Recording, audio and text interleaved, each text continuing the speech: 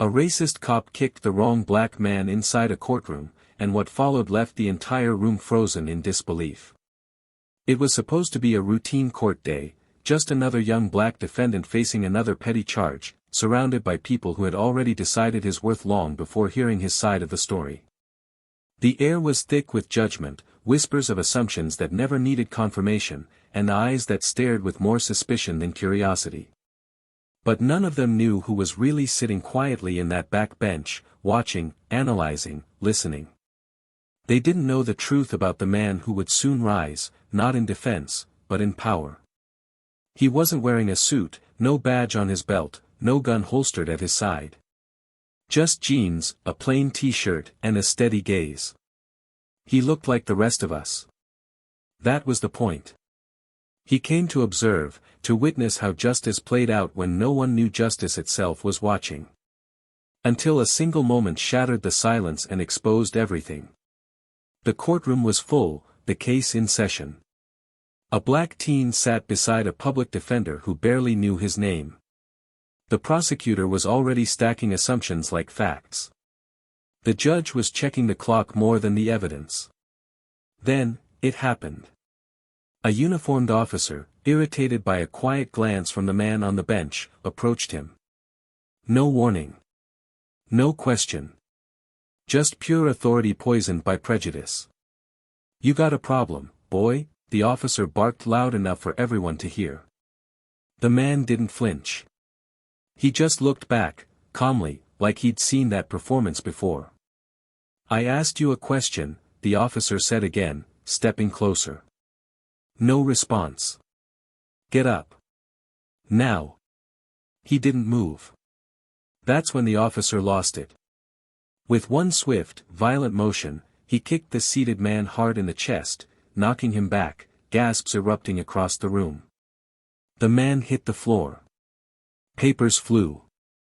Someone screamed. And silence followed. Thick, unbearable silence. No one moved to help him. Not even the judge. No one protested. Just that heavy pause where racism lingers like smoke. But the man did get up. Slowly. Calmly. Not like someone who was afraid. Like someone who had been waiting for that exact moment. He dusted himself off, looked the officer in the eye, and with a voice that didn't shake, only cut, he said, "You just assaulted a federal agent, sir." Confusion. Laughter. Disbelief.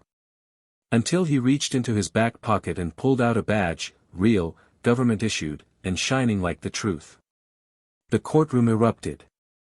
This wasn't a civilian. This wasn't just another black man caught in the wrong place.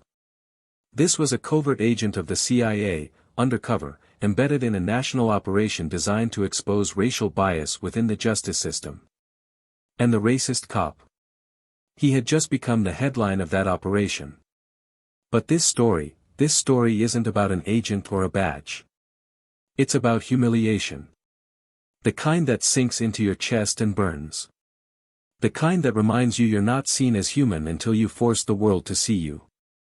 This man had sat through countless hearings. He had watched injustice unfold silently, had watched boys sentenced for being poor, for being loud, for being black. But this time, when it came for him, when the boots of bigotry found his chest, he stood up. What follows after that moment is not just revenge. It's a masterclass in quiet resistance. In power disguised as powerlessness. In dignity beneath disrespect. Because this man didn't just come to witness a trial. He came to put someone on it. And as the investigation unfolded, secrets spilled out, files hidden, bodycam footage deleted, past incidents swept under the rug. Every move the officer had made was recorded, documented, prepared as evidence.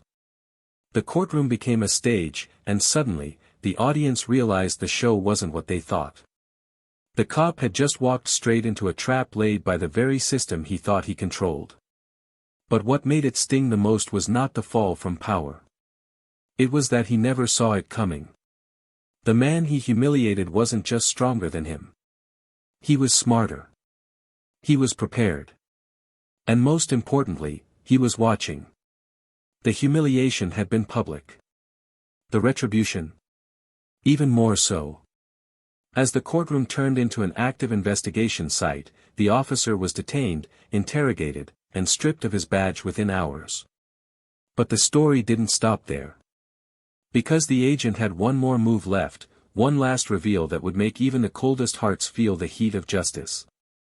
A secret that would turn not just the courtroom, but the entire country, upside down.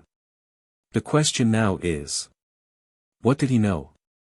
And why did he wait until that exact moment to strike? You're about to find out. Stay until the end. Before we begin today's story, we want to take a moment to speak directly to every black viewer watching this. Here at Plow of Twist, we stand firmly against all forms of racism and discrimination. We believe in justice, truth, and the power of storytelling to expose what should never be hidden. If you've ever been judged by the color of your skin, know that your voice matters, your story matters, and we see you. Now, get ready for a powerful ride of injustice, courage, and an unforgettable twist. Make sure to subscribe to Plow of Twist so you never miss the stories that matter. Enjoy the story. His name was Malik Henderson, a man who moved through the world with the kind of calm presence that made people underestimate him. Born and raised in Baton Rouge, Louisiana, Malik was the product of quiet strength and silent observation. His mother was a schoolteacher, strict but nurturing, and his father, a Vietnam veteran who rarely spoke of war but wore the weight of it in his posture, taught him early that survival wasn't just about avoiding danger, but about knowing when to become it. By the time he was a teenager, Malik already understood that his skin would walk into rooms long before his words ever could.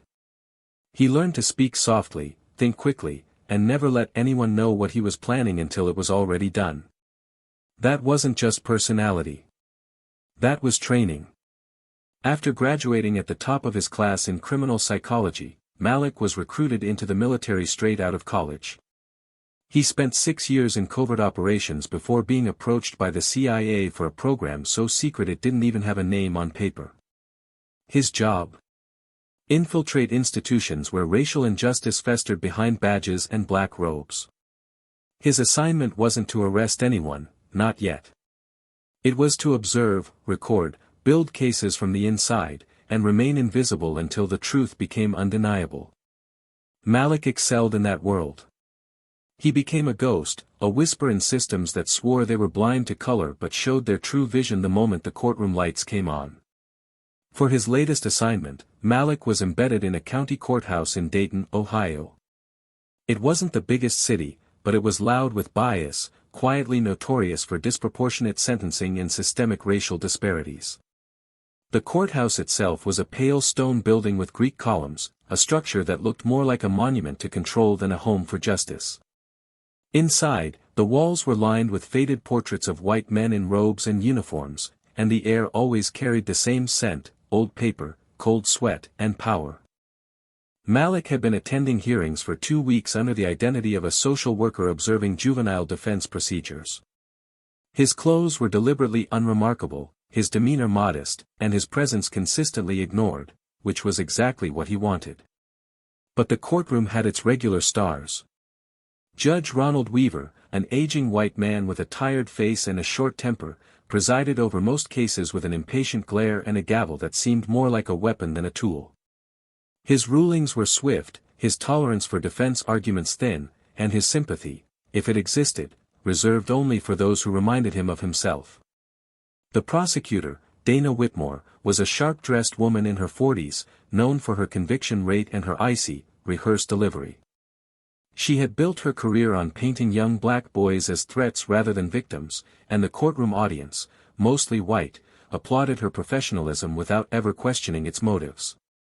And then there was Officer Cole Danning. A sheriff's deputy assigned to courtroom security, Cole was tall, broad, and carried himself like someone who never doubted his authority. His uniform was always tightly pressed, his voice loud and unfiltered, and his eyes full of that specific tension that came from believing some people were simply beneath him. Cole had worked the court for over a decade and had accumulated more complaints than any other deputy in the building. Most of them were quietly dismissed, refiled, or lost. He was careful, but not careful enough for someone like Malik. Cole didn't like quiet men who looked confident without trying. He didn't like them sitting alone in the back benches of his courtroom with their arms folded, observing everything and saying nothing. And above all, he didn't like being looked at the way Malik looked at him, like he saw through every layer of the performance. It didn't take long for Cole to start making comments, testing Malik's patience in the hallway, trying to assert dominance. But Malik, ever the professional, never reacted. He simply took note. On the day that would change everything, the case being heard involved a 17-year-old boy named Trayvon Marshall. Trayvon had been accused of stealing a car, a vehicle that was later found abandoned with no fingerprints, no video evidence, and no eyewitnesses. What they had was a neighbor's tip that a black kid in a hoodie had been near the scene. That was enough for the arrest. Trayvon's public defender was overworked and underprepared. The boy's mother had missed 2 buses to make it to court. And Malik sat in the back, watching. Studying. He had seen this story too many times in too many different cities. The courtroom was unusually tense that morning. The judge was already irritated by the delay in the proceedings, and the prosecutor was speaking in that clipped, mechanical tone that made guilt sound like a foregone conclusion. Malik had made a small note in his binder and briefly looked up, meeting Cole's eyes from across the room. That's when it happened. Cole stood up from his post and walked over to Malik without hesitation. Maybe it was the gaze. Maybe it was ego. Maybe he had already decided he needed to remind Malik of his place. Whatever it was, it escalated fast. You got something to say? Cole's voice cut across the courtroom loud enough to halt the proceedings. Malik didn't move. He didn't speak. But his silence only made it worse. I said, do you got something to say, boy? That word, boy, hung in the air like smoke after a gunshot. The room froze. Trayvon looked up. His mother stopped breathing. The judge glanced but said nothing. No one intervened. They never did. I've been watching you, Cole continued, stepping into Malik's space. You don't belong here. So unless you're here for a reason, I suggest you get the hell out of this courtroom. Malik remained seated, still, unbothered. Cole's face twisted. Fine, he muttered. And then, without warning, he kicked. A hard, deliberate blow to Malik's chest that knocked him backward off the bench. A gasp tore through the room. Malik's folder fell to the floor, papers scattering. The prosecutor turned pale. The judge didn't say a word. It was a humiliation not born from chaos, but from calculation. A message. A warning. A reminder of who held the power in that room. But Malik didn't stay down. He stood. Slowly. With purpose. And for the first time, the mask slipped, not from Malik, but from everyone else. Because what followed wasn't a protest. It wasn't a plea. It was a statement. Not of anger. But of revelation. The courtroom had no idea what it had just done. What had just been unleashed. And as Malik picked up his folder, brushed himself off, and fixed his gaze on Cole with a calm so quiet it felt like thunder, a shift occurred, not just in the room, but in the story itself. Everything that came after this moment was a consequence. Not just of racism. But of arrogance. Of assuming that silence meant weakness. That calm meant fear. That blackness meant powerlessness. Malik wasn't a man who shouted. He was a man who waited. And now, the waiting was over. What they didn't know, what they couldn't have known, is that this trial wasn't just about Trayvon. It was about all of them. And Malik? He wasn't there by accident. He was there by design. But what he would reveal, would change everything. The moment Malik stood back up, the energy in the courtroom shifted, almost imperceptibly at first, like the pause before a storm. He didn't raise his voice, didn't call attention to himself, didn't even look for help. Instead, he calmly gathered the scattered pages of his folder, stood tall, and locked eyes with Officer Cole Danning. It was a quiet exchange, but no one in that room could look away. The man who had been kicked like he was nothing had just become someone impossible to ignore. Malik said nothing in that moment, but every breath he took screamed one message: this isn't over. The judge quickly tried to steer the courtroom back to order, banging his gavel and pretending the assault hadn't just happened. "Let's proceed with the case," he said sternly, almost irritated that attention had been diverted. Cole, flustered but defiant, returned to his post like nothing had happened. Malik, now seated in the second row, eyes narrowed, didn't flinch once more. But his demeanor had changed. It was no longer the quiet, patient presence of an observer. It was the controlled tension of a fuse that had just been lit. After the hearing, as the room cleared out slowly and conversations buzzed with tension and confusion, Malik waited. He didn't leave. Instead, he walked calmly to the hallway outside the courtroom, leaned against the wall, and watched.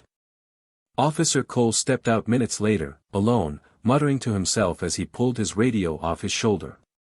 He stopped when he saw Malik standing there. A smirk twisted on his lips, as if he hadn't just crossed a line in front of an entire courtroom. "You should have known better," Cole said, voice low and smug. "You sit in my courtroom, staring like you're somebody. People like you don't get to question me." Malik didn't respond at first. He just stared. Cole chuckled, stepping closer. "What? Got nothing to say now?" "Thought so.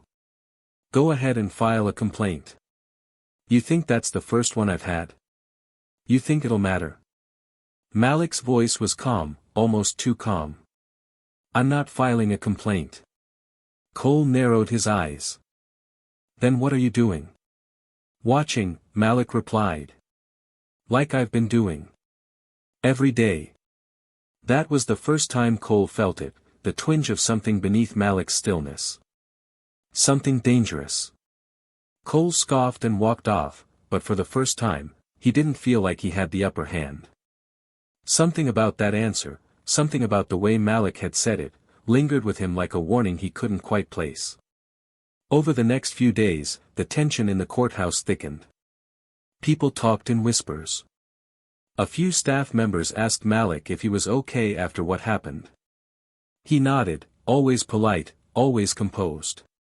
But under that composed exterior, Malik was moving. Quietly. Strategically.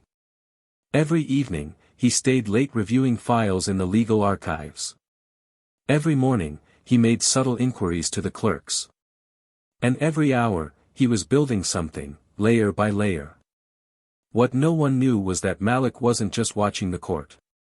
He was watching them. Every face. Every name. Every interaction. Over the past 2 weeks, he had already documented multiple instances of misconduct, false charges, racial profiling, evidence inconsistencies. But now, with Cole's public assault, he had a catalyst. He had a reason to act. And he wasn't going to waste it. One afternoon, in the courthouse cafeteria, Malik sat at a table with Denise Freeman, one of the court's transcriptionists. She was in her early 50s, sharp, no-nonsense, and had worked in the building for over 20 years. She'd seen it all, and grown tired of pretending she hadn't. "You know this place is poison," she said, sipping her coffee. "You think anyone here actually believes that boy stole that car? They just don't care. Easier to put a kid away than admit the system's broken." Malik leaned in. "What if someone had proof? Of everything?" Denise looked at him, curious. "You got something?" "Not just something," he said. "A lot of things. Enough to make a lot of people very nervous." Denise nodded slowly. "You're not just a social worker, are you?" Malik didn't answer. He didn't need to. She stared at him for a long time before sighing. "If you're gonna blow this place up, I hope you aim right. There's good people here too, people trapped in the same damn system." "I know," he said. That's why I'm not aiming at the courthouse. I'm aiming at the rod inside it. Denise paused, then handed him a flash drive. Courtroom mics pick up more than people think. You didn't hear this from me. That night, Malik listened to hours of courtroom recordings, snide remarks from judges, whispered slurs from officers, inappropriate laughter between prosecutors. It wasn't just about one man's racism. It was about a culture that protected and rewarded it. But Malik didn't act yet. He waited. 2 days later, Officer Cole confronted him again. This time in the parking garage. Alone. No witnesses. You think you're smart, he said, cornering Malik between two parked cars. But I've seen your type. Think you can sneak in, make trouble, then run when it gets too hot. Malik looked him dead in the eye. I'm not going anywhere. Cole shoved him against the car. Hard. I warned you. Malik didn't flinch.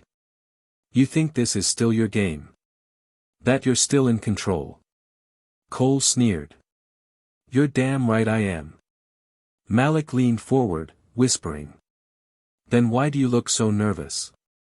Cole stepped back, but Malik didn't move. He just stared, calm and steady, until Cole turned and walked away, faster than before. The fear was growing. And Malik could feel it. That weekend, Malik met with someone outside the courthouse for the first time since the incident, a man named Director Evans, dressed in plain clothes, sitting across from him at a quiet diner on the edge of town. Evans was Malik's contact at the agency, and he didn't smile when he saw him. You've got their attention, Evans said. The DOJ is watching now. But they need something concrete. They'll have it, Malik said. Everything I've collected is almost ready. You sure about your cover? Malik nodded.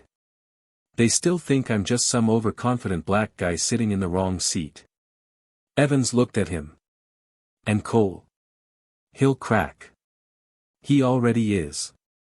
Give him just a little more rope. Evans slid a phone across the table.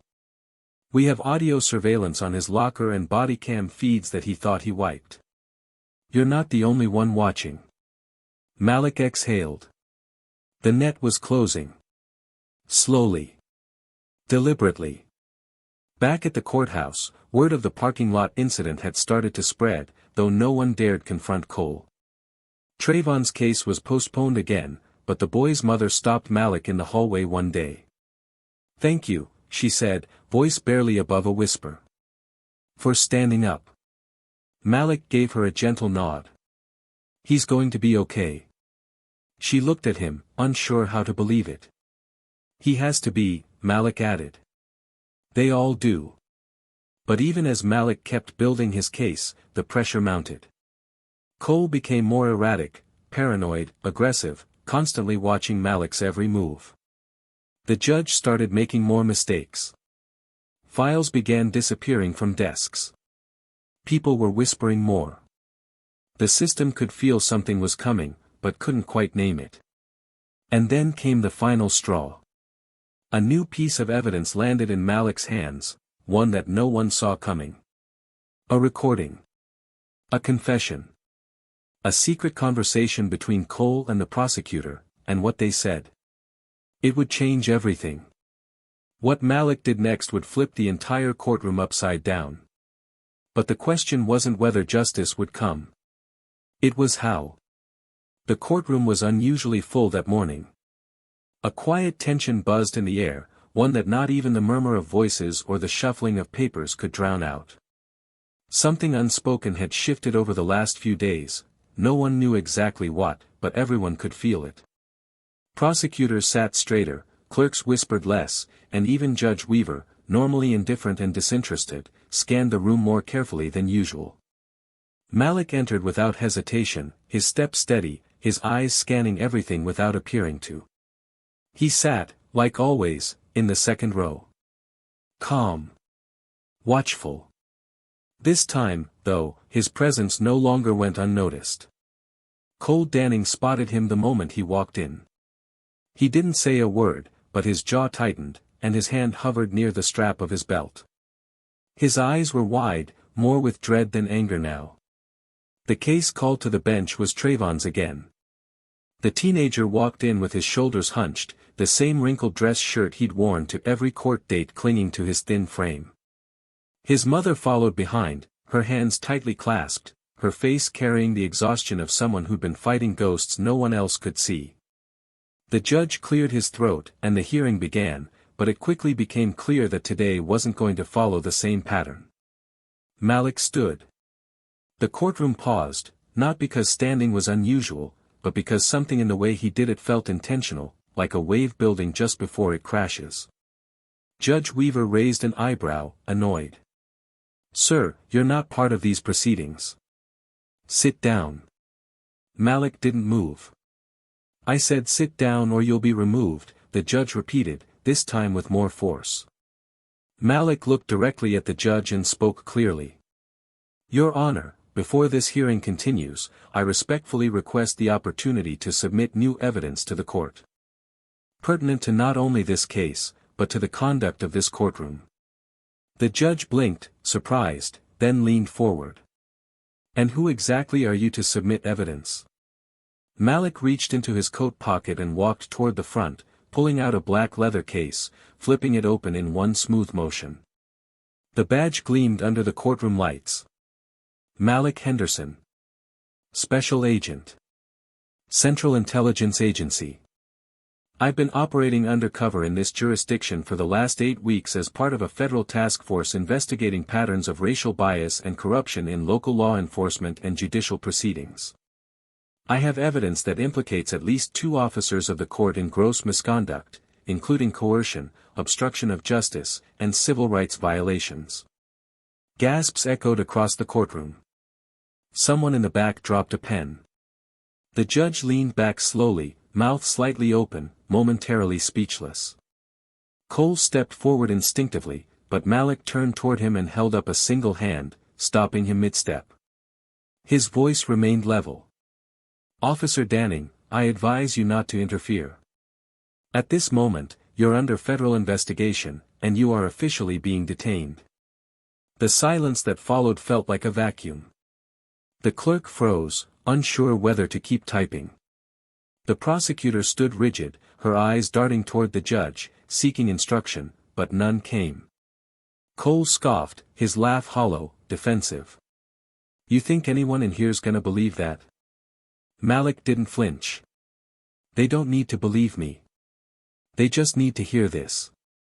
He turned toward the clerk's station, inserted the flash drive Denise had given him, and the courtroom speakers crackled to life. What followed silenced every voice in the room. Cole's voice, clear and unmistakable, speaking to Prosecutor Whitmore in a dimly lit hallway. "They're just kids. Nobody's gonna question it. You know how many of these files I've lost over the years?" Whitmore's voice, lower, measured. "Just make sure this one sticks. No trial. Get him to take a plea. They always do." "I've got it covered," Cole replied. "Kid'll fold. He already looks scared. Hell, I might give him a reason to be." The audio cut. No one moved. Malik spoke again, voice sharper now. "This is just one of several recordings. I have documentation showing falsified reports, body cam footage that was wiped, and at least 8 prior complaints against Officer Danning, most of which were either ignored or buried." The judge finally spoke, his voice smaller than usual.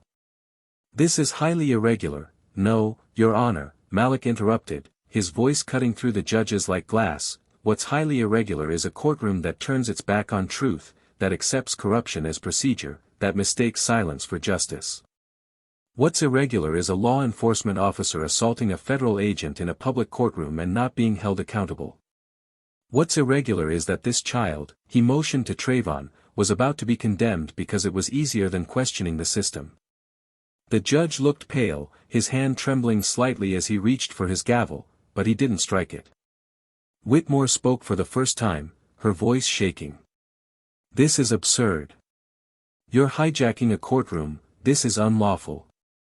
Malik turned to her with cold precision. You want unlawful? How about coercing a guilty plea out of a minor? How about knowingly proceeding with charges based on zero physical evidence and hearsay? Or maybe we should talk about how you've consistently pushed for maximum sentencing only in cases involving black defendants, despite your office's own data suggesting otherwise. Whitmore stepped back, eyes wide. A U.S. Marshal entered the room quietly from the side door and whispered something to the judge, handing him a manila envelope. The judge opened it, read it, and his face turned even grayer. It seems the Department of Justice has already issued subpoenas, the judge said slowly.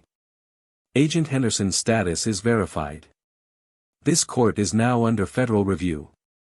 Malik nodded once, then turned to Trayvon. The boy looked stunned, unsure if he should breathe. Malik spoke gently now, voice dropping into something warmer, but firm.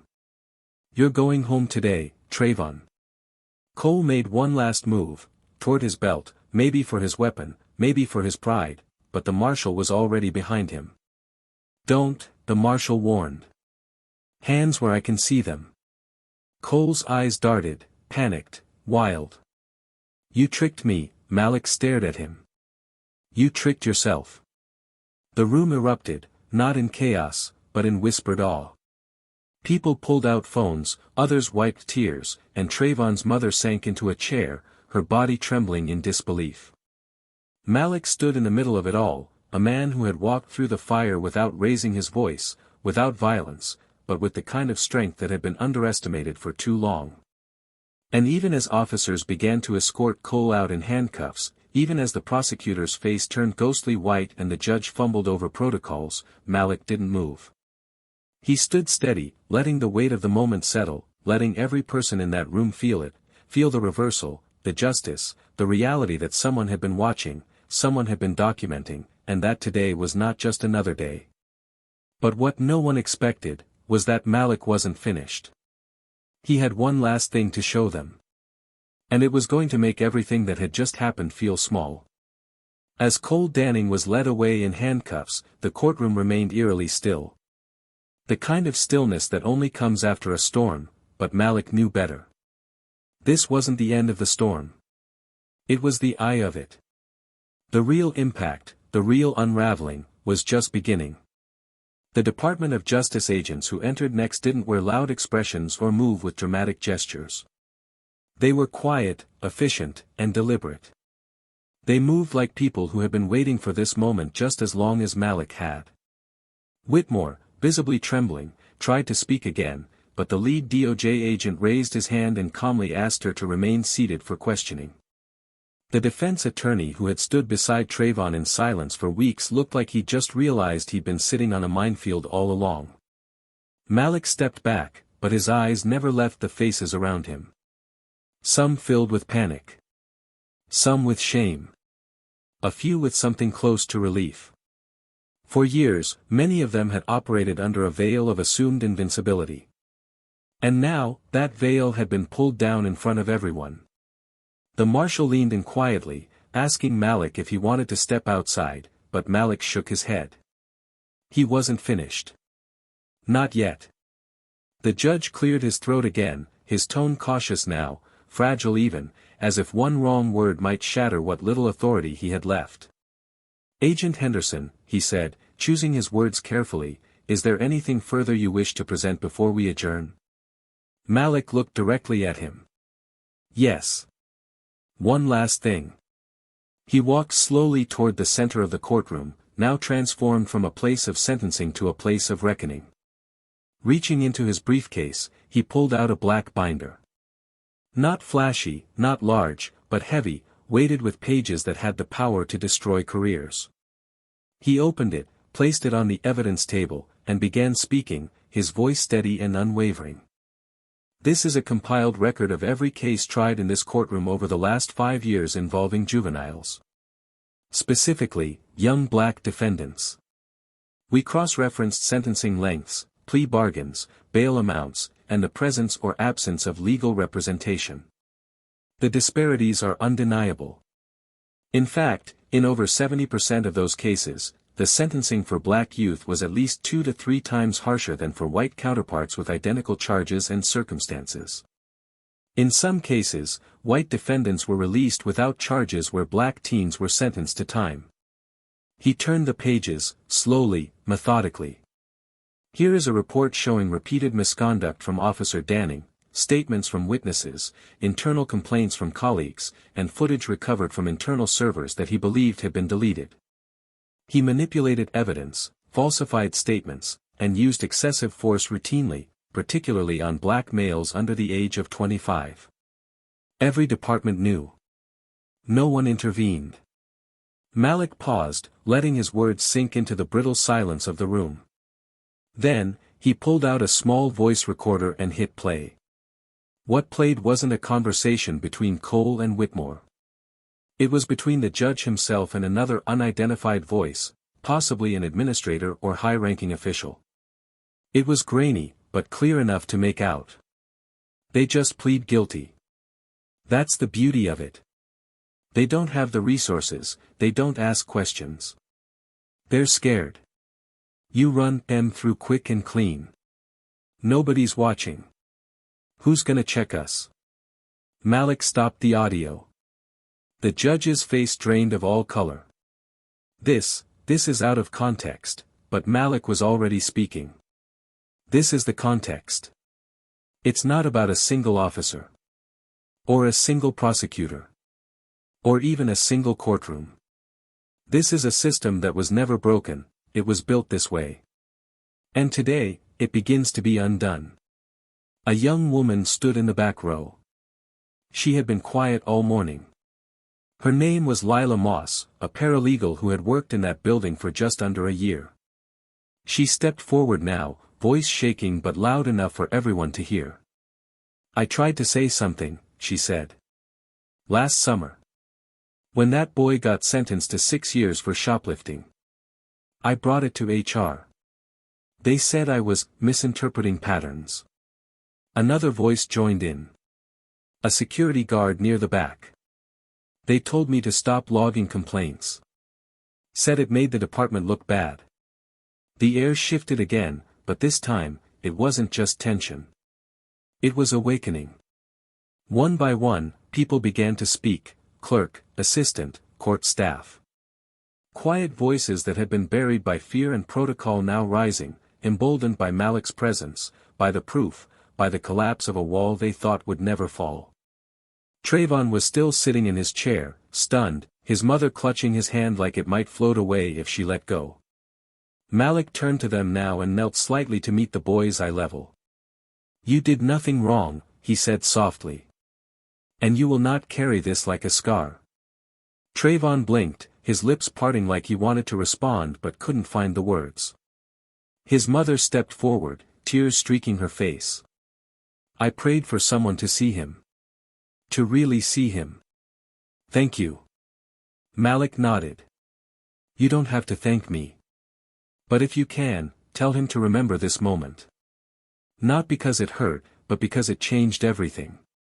The DOJ agents were now actively coordinating, speaking into radios, gathering documents, and escorting personnel to secure rooms for statements. Whitmore was placed under temporary detainment for interrogation. The judge was asked to step down pending formal investigation. And through it all, Malik remained steady. He had done what he came to do, but he also knew this wasn't the end. It was the beginning of something much bigger. As the room began to empty and agents cleared the public gallery, one final figure approached Malik. Director Evans. His posture was tight, but his face showed something Malik had never seen on him before, pride. You did it, Evans said under his breath. Malik shook his head. We did part of it. Evans nodded. The rest. Malik glanced back at the binder. The rest is going to take time. And people who are willing to keep watching. Evans clapped a hand on his shoulder. You just gave them a reason. Malik gathered his things slowly, no rush, no fanfare. As he walked toward the exit, he stopped beside one of the clerks who had spoken up. What you did today mattered, he said quietly. She smiled faintly. I just followed your lead. No, he replied, meeting her eyes. You found your own voice. That's what makes it matter. Outside the courthouse, the air was crisp. Reporters had already begun to gather, news vans parking along the curb, cameras trained toward the entrance. Malik paused just short of the doors. He could already hear the questions forming, the demands, the noise, the headlines. But behind him was a courtroom that would never be the same. And in front of him was a country still learning how to look in the mirror. Malik stepped through the doors and into the light. But what he didn't expect, was what someone had left on the courthouse steps. A folder. Unmarked. Inside it, something that would open a door he never intended to walk through. Because there was one more secret. And it changed everything. Malik stood just outside the courthouse steps, the folder in his hands light in weight but heavy with implication. His heart was still pacing from the events that had unfolded minutes before, but his mind was already 10 steps ahead, scanning through possibilities, risks, and consequences. The crowd of reporters in front of the building was growing by the second, flashes of cameras and murmured questions echoing in waves. But all of it felt distant, like white noise against the louder, internal rhythm of a man who knew his work had just shifted from exposing corruption, to something even more dangerous. He stepped to the side, out of view, ducking into a service corridor behind the building. There, under the dull glow of a flickering bulb, he opened the folder. At first glance, it looked like routine intel, typed transcripts, memos, internal reports, but as he flipped through the first few pages, a chill climbed his spine. It wasn't about Cole Danning. It wasn't about the judge. It wasn't even about the courthouse. It was about Malik. His name. His assignments. His files. Surveillance logs detailing his movements not just in Dayton, but in other cities, other investigations. His cover identities. Locations he had never disclosed to anyone but his director. Someone had been watching the watcher. And whoever had dropped this folder wanted him to know. He scanned the last page and froze. A photo. A grainy image of him standing outside a community center in Atlanta from 3 years ago, an assignment he'd classified as closed, archived, forgotten. But this photo wasn't part of any CIA file. It was personal. Beneath it, scribbled in ink that didn't match the printed pages, were 6 words that hit harder than anything in the courtroom that morning.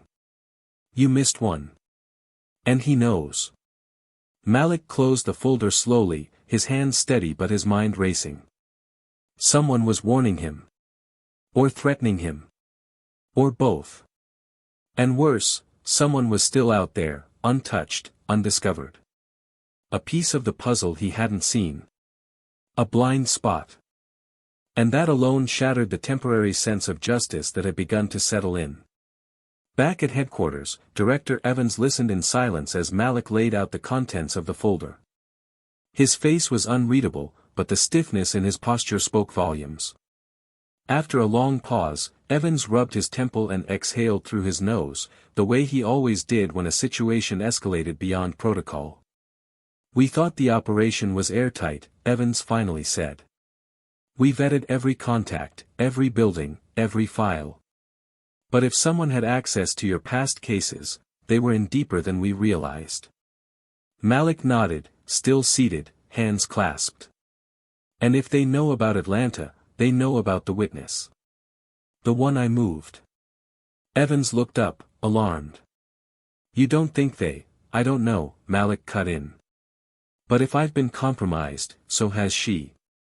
We need to find out where the leak came from. Evans leaned back, the weight of the situation collapsing onto his shoulders. If this person, whoever dropped that folder, is trying to send a message, they chose the moment right after your biggest exposure. That's not random. That's calculated. They want you off balance. Malik stood, walking toward the window of the briefing room. Outside, the city looked small. Controlled. Like justice had a perimeter.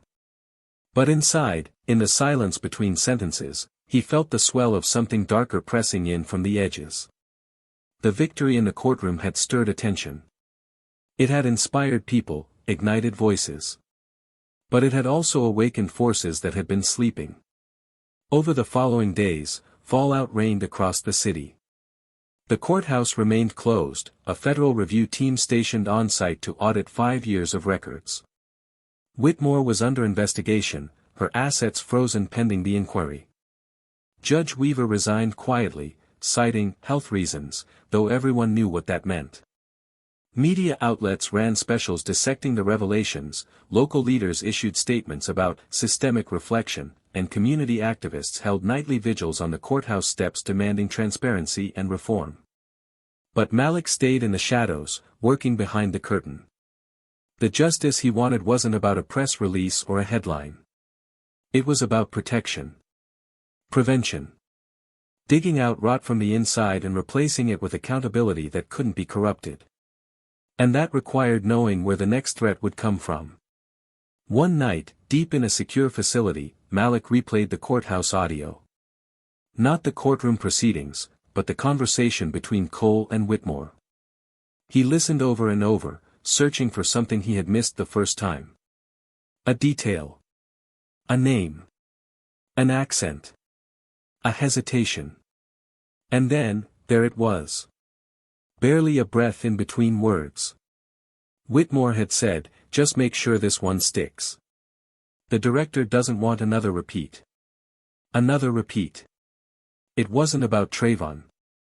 It wasn't even about Dayton. This had happened before. Quietly. Successfully. And Malik hadn't been part of that mission. Which meant there was another file. Another operation. One he wasn't supposed to know about. The next day, Malik confronted Evans with the recording. Evans listened, his expression darkening. "That phrase," Malik said, "the director doesn't want another repeat. That means someone higher than Whitmore. Maybe even higher than you. I need access to every suppressed case related to the Atlanta assignment." Evans hesitated. "You know that's classified above my level." Malik stepped forward. "Then take me to someone who isn't." It was the first time Evans didn't push back. He picked up his phone. 2 days later, Malik was flown to Langley. The meeting took place in a cold, windowless room 3 floors below ground level. The man seated across from him wore a gray suit and no nameplate. He introduced himself simply as Director Simmons. No handshakes. No pleasantries. "You're here because you crossed a line," Simmons began, voice calm but condescending. "Not in Dayton. That was expected. Sanctioned. But you're digging into something you weren't cleared for. You want to know what happened in Atlanta? The truth is, it worked. We buried it because it had to be buried." Malik leaned forward.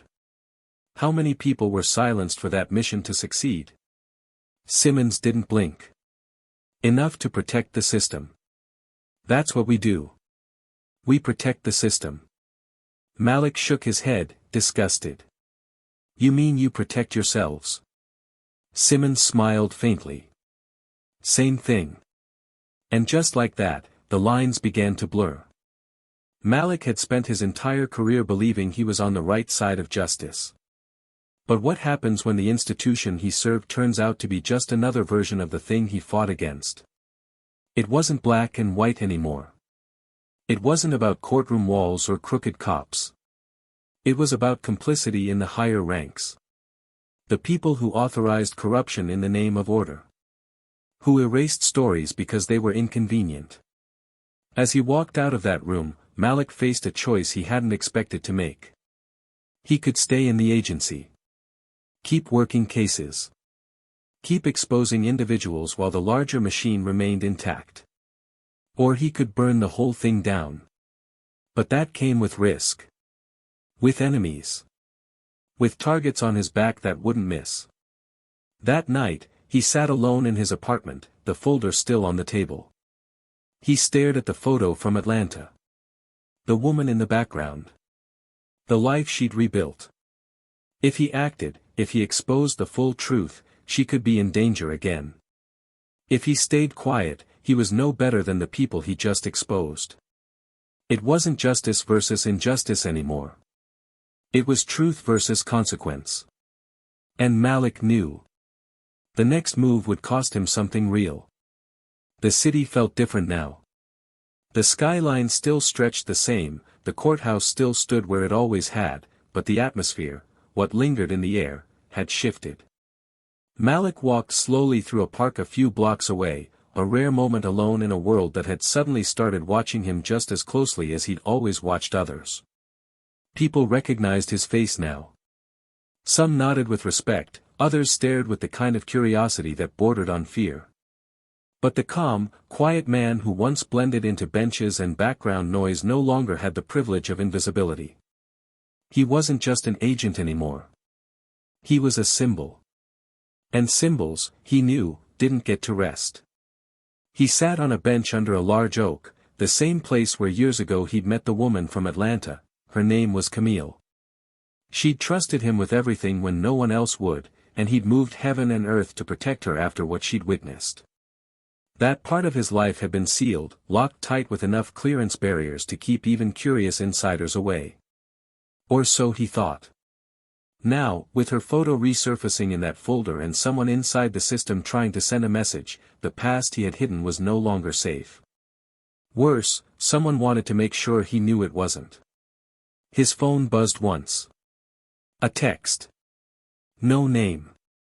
Just a message, she's not where you left her. His breath caught for half a second. He tapped the screen, his fingers cold. He called Evans immediately. The line picked up fast, tension already dripping from the other end. "We have a problem," Malik said, voice clipped. Evans didn't ask for context. "We traced the folder. Surveillance caught a man dropping it on the steps, face obscured, no fingerprints. Disappeared in under 2 minutes.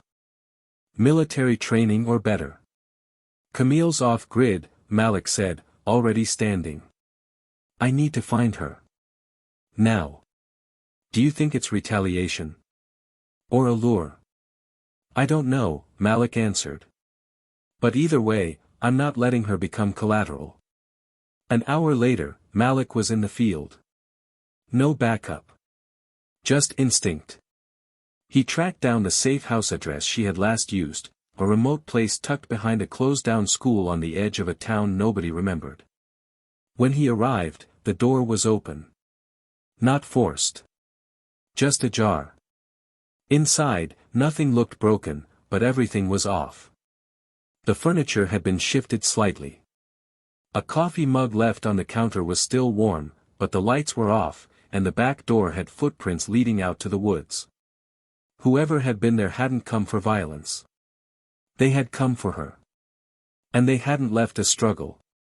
Which meant either Camille had gone willingly, or she'd been made to believe she had no choice.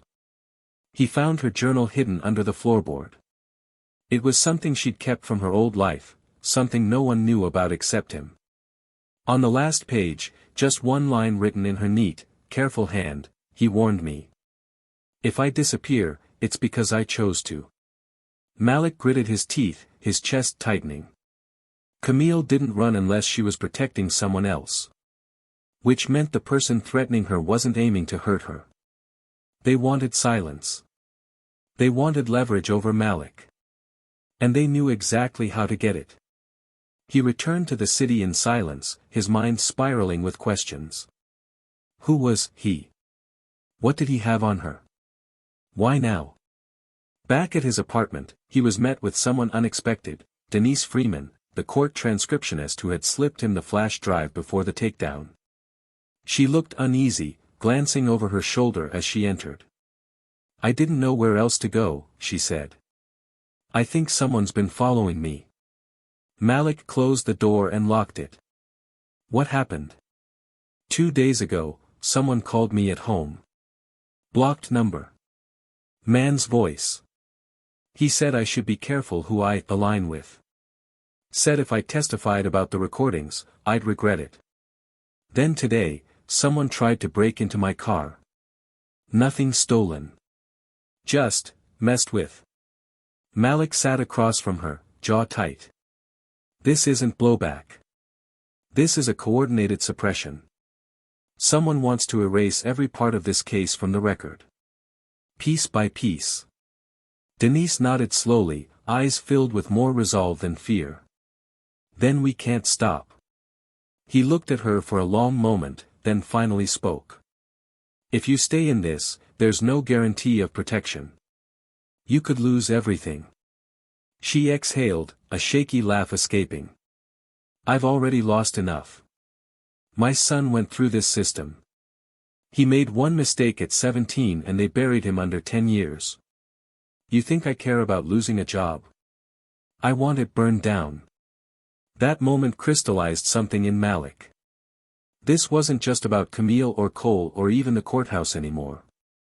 It was about a structure built to survive exposure, a monster that could eat truth for breakfast and still sleep soundly at night.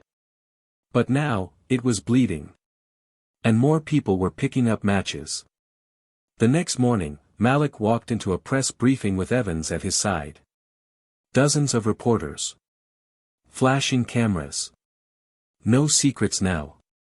He stood at the podium and laid out everything, the folder, the threats, the missing witness, the system's attempts to silence those speaking out. He didn't name names not yet, but he gave just enough detail to make sure the public would start asking questions. Real ones. The kind that couldn't be ignored. Then came the question that hung in the air like smoke: if the system can silence a CIA agent, what chance do the rest of us have? Malik stared at the reporter who asked it, then leaned forward into the mic, his voice low and firm. That's why I won't stay silent. After the briefing, Malik was approached by an unfamiliar man in a clean-cut suit. No badge. No introduction. Just a card slipped into his palm. One word on it, Meyerfield. Back in his car, Malik scanned the card under infrared. Hidden ink revealed a date, a location, and a time, tonight. No explanation. No context. But every instinct in Malik screamed one thing: this was it. The real meeting. The person pulling strings. The one behind the folder. Behind Camille's disappearance. Behind all of it. He didn't tell Evans. Didn't alert backup. Some choices had to be made in silence. That night, in the empty basement of an old theater marked for demolition, Malik waited.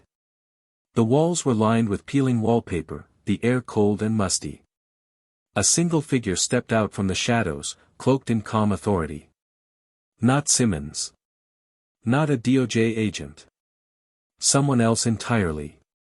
You're persistent, the man said. That's dangerous. Malik didn't move. Where is she? The man smiled faintly. Safe. For now. You did well in Dayton. Very theatrical. The agency's proud. But now it's time to return to your role. Malik narrowed his eyes. You want me to walk away? We want you to remember who you work for. This wasn't about justice. It was about stability. You made people feel good. But chaos doesn't serve us. You pulled one thread. If you keep pulling, the whole cloth falls. Malik stepped forward. Maybe that's what needs to happen. The man's voice dropped, colder now. Camille's life, her safety, is a thread too. Careful how you pull. There it was. The dilemma. Truth or protection. Expose everything and risk the people he cared about, or stop, knowing that by doing so, the system that buried kids like Trayvon would stay standing. Malik stared at the man for a long time, then nodded once. I understand. The man turned to leave, satisfied. But Malik wasn't done. He already knew what choice he'd made. And it wasn't silence. Not this time. Not ever again. Malik didn't sleep that night. The words from the man in the theater echoed through his mind: each one carved like a threat wrapped in diplomacy. Stability, roll, careful how you pull, they weren't just warnings. They were commands veiled behind a polished mask of power. But power only held weight when people agreed to be afraid of it. Malik sat at the edge of his bed, the city lights spilling through the blinds, and for the first time in a long time, he didn't feel like an agent. He felt like a man with everything to lose and no one left to protect him. Yet despite the weight, despite the uncertainty, something in him had never felt clearer. Camille's disappearance wasn't just a warning, it was proof. Proof that the people behind the curtain weren't protecting peace. They were preserving control. And they would destroy anyone who refused to kneel quietly. The next morning came with sharp sunlight and 100 unread messages. Malik scanned them quickly, updates from Evans, encrypted voicemails from DOJ personnel, news alerts detailing rising protests outside the courthouse. Denise had sent him a message too. A simple line, "They're scared. You got under their skin." He smiled faintly, but it didn't reach his eyes. Because what came next wasn't about exposing fear. It was about dismantling the safety net those men had built underneath their lies. He needed help. Real help. People outside the chain of command. Later that afternoon, he met with a woman named Ariel Jacobs, an investigative journalist whose name had been whispered through activist circles for over a decade. Ariel didn't chase stories, she built cases. She destroyed careers. And she had no loyalty to institutions. When Malik handed her the folder, her eyes didn't widen in surprise. They narrowed with focus. "This is federal grade," she said, flipping through the documents. "If I publish this, they'll come for me." "They're already watching me," Malik replied. "But this doesn't stop with a headline. I want a full series. Testimonies. Names. Patterns. I want the whole country to see what's been protected under the name of justice." Ariel looked at him long and hard. "You're not scared, are you?" "I'm terrified," Malik said. "But fear isn't a reason to be quiet. It's a reason to be louder." Ariel closed the folder and nodded. "Then let's make them listen." Within 24 hours, she had assembled a digital team, secured an anonymous web release platform, and begun contacting former whistleblowers Malik had identified during his investigations. Some were hesitant. Others had been waiting for this moment their whole lives. And when the first installment went live, it didn't whisper, it roared. Testimonies from court staff, audio from backroom conversations, hidden camera footage from offices where justice was traded like a commodity.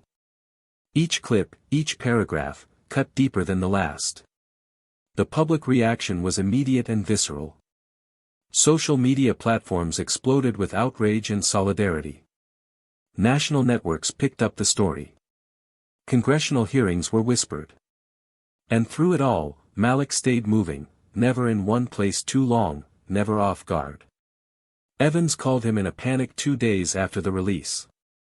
"You went off script," he said. "This wasn't sanctioned. You've put the agency in the crosshairs." "I didn't go off script," Malik replied. "I rewrote it." "You don't understand what you've done," Evans pressed. "There are layers to this. People above me, above Simmons, they won't let this go unchecked."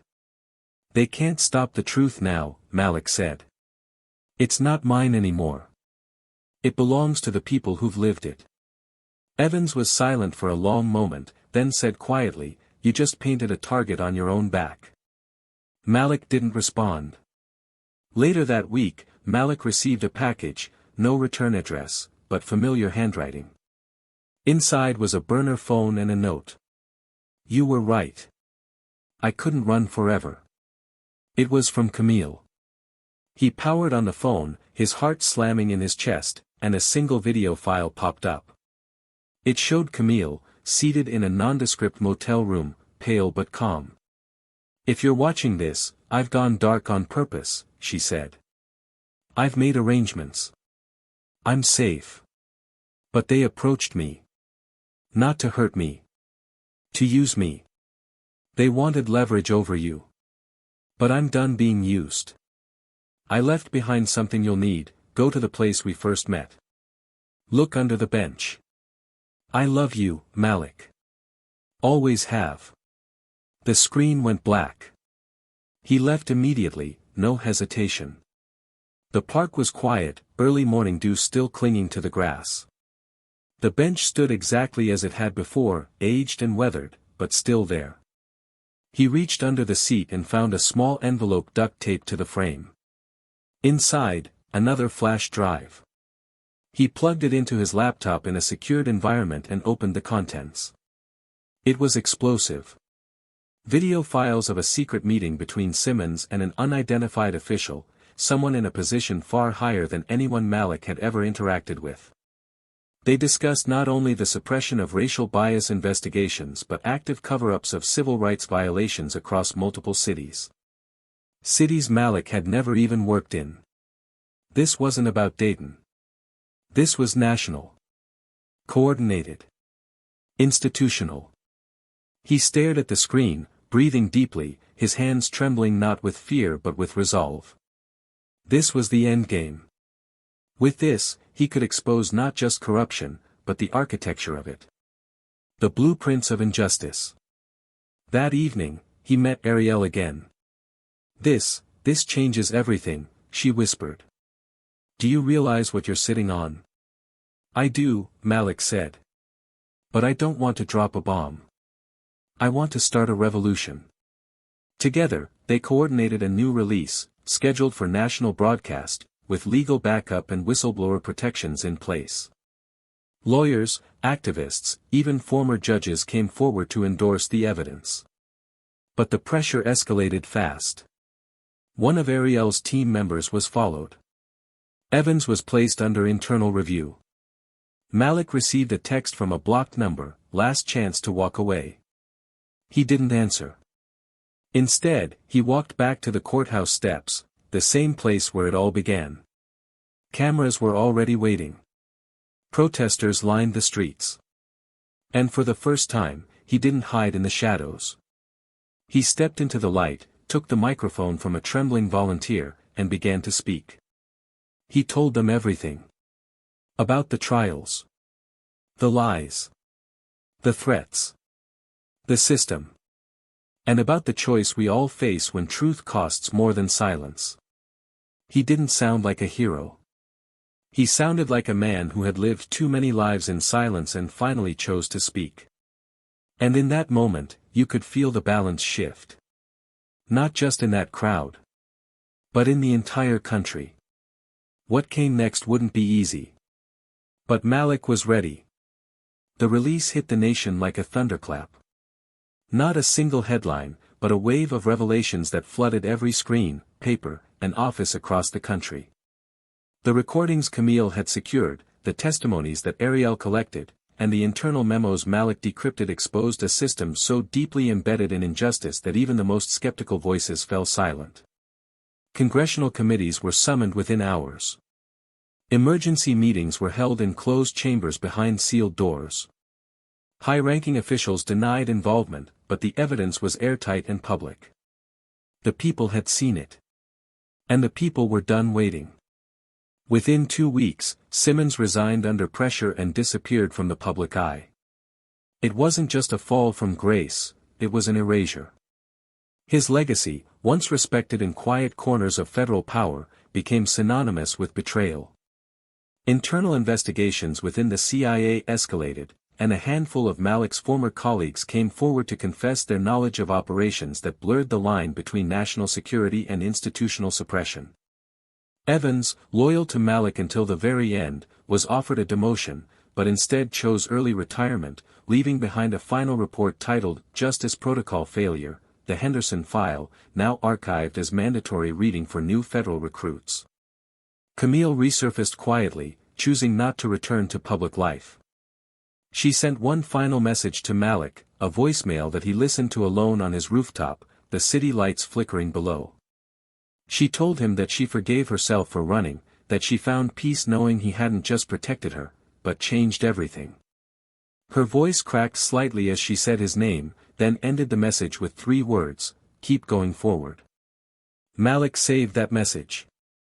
Not as a keepsake, but as a compass. Denise was hired as the new head of a local community oversight board formed after public pressure demanded real representation. Her first act was to implement a transparent misconduct database for court officers, one that citizens could access at any time. When reporters asked her if she feared retaliation, she simply said, "Not anymore. We've already survived the worst. Now we're building something better." Trayvon, once a nameless face in a broken courtroom, was granted a scholarship to attend a criminal justice program. At his high school graduation, he gave a speech titled, "I was supposed to be a statistic," and the room fell silent when he looked into the camera and said, "Because of one man, I get to become more." As for Malik, he declined all interviews, book deals, and awards. He refused to become a spectacle. Instead, he created something no one expected, an underground institute dedicated to training watchdogs, community investigators, and legal observers. Not through theory, but through lived experience. It wasn't branded with his name. There were no logos or plaques. But word spread fast. And within 6 months, there were operatives in 12 cities. Not federal agents. Not infiltrators. Just everyday people armed with knowledge, conviction, and strategy. And Malik trained them all. On a rainy Thursday morning, nearly a year later, he walked past the courthouse where it all began. It had been renovated. Transparent glass panels now lined the walls. Inside, a new mural covered one of the once blank surfaces. It depicted a black man standing, not in protest, but in clarity. Calm, unshaken, and unstoppable. There were no names attached to the image. Just a quote underneath, "Silence never protected anyone." Malik stood there for a long time, watching. Not as an agent. Not even as a symbol. Just as a man who had finally found peace in knowing that truth, when spoken loud enough and long enough, could not be erased. And now, to you who stayed with us through every moment of this story, this wasn't just about corruption, nor about a single victory over injustice. This was about choices. About how silence is a decision, and so is courage.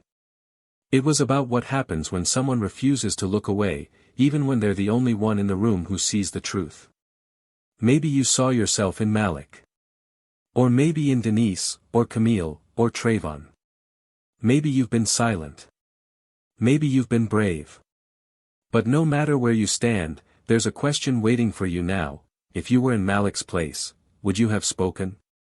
Would you have risked everything to protect what's right? Because real change doesn't come from stories like this alone.